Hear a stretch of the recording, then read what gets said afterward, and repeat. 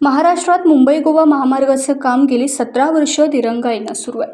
मुंबई नागपूरसारखा मोठा महामार्ग वाहतुकीस खुला झाला, मात्र मुंबई गोवा महामार्गाचा अनास्था अद्याप संपुष्टात येत नाहीये.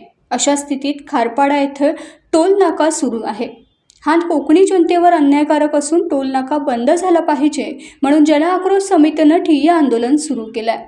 29 मे पासून सुरू झालेलं आमरण उपोषण निर्णायक टप्प्याला पोहोचलंय. मात्र अजून पनवेल ग्रामीण पोलीस प्रशासन, महामार्गाचे अधिकारी, स्थानिक शासकीय यंत्रणा, आमदार, खासदार किंवा कोणत्याही राजकीय नेत्यानं उपोषणकर्त्यांची साधी भेटही घेतलेली नाही, असं आंदोलनकर्त्यांचं म्हणणं आहे. इतकंच नाही तर आमरण उपोषण सुरू असतानाही कोणत्याही वैद्यकीय अधिकाऱ्याकडून उपोषणकर्त्यांची तपासणी करण्यात आलेली नाही. यामुळे आंदोलनकर्त्यांच्या जीवितास धोका निर्माण झाला असून प्रशासनाच्या भूमिकेविरोधात कोकणी जनतेत संतापाची लाट उसळली आहे. कोकणकरांच्या सहनशीलतेचा अंत पाहू नका. रस्ता अपूर्ण, जीव धोक्यात तरीही टोल वसुली सुरू आहे. हा कोकणवासियांवर अन्याय आहे, असं जनआक्रोश समितीचं म्हणणं आहे. नमस्कार, जय कोकण. कोकणकर आपण बघू शकतोय, आज हा खारपाडा टोल बंद करण्यासाठी गेले 5 दिवसापासून मुंबई गोवा महामार्ग जनआक्रोश समिती ठिय्या आंदोलन घेऊन बसली होती.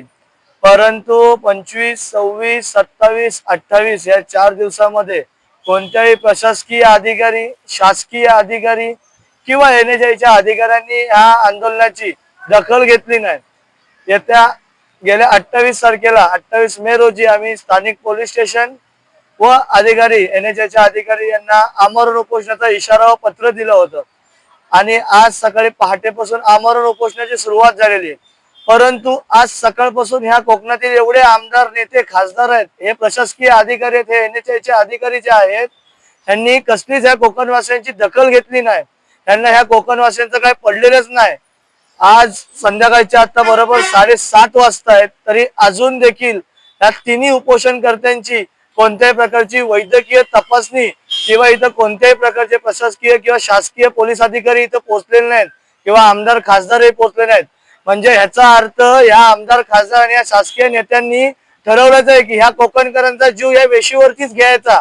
हे कोकणकर मेल्याशिवाय या लोकांच्या आकडा किंवा ह्यांच्या नजरा या आंदोलनाकडे वेधणार नाहीत. तरी कोकणकरांनो, अजून एकदा या जनआक्रोश समितीचा आपल्याला एक विनंती आहे की येत्या 31 तारखेला मोठ्या संख्येने उपस्थित राहून हे कोकणकर, हे 3 उपोषण करते, त्यावेळेला काय होईल, तब्येतीची काय होईल याची पर्वा न करता आम्ही तुमच्यासाठी रस्त्यावरती येत आहोत.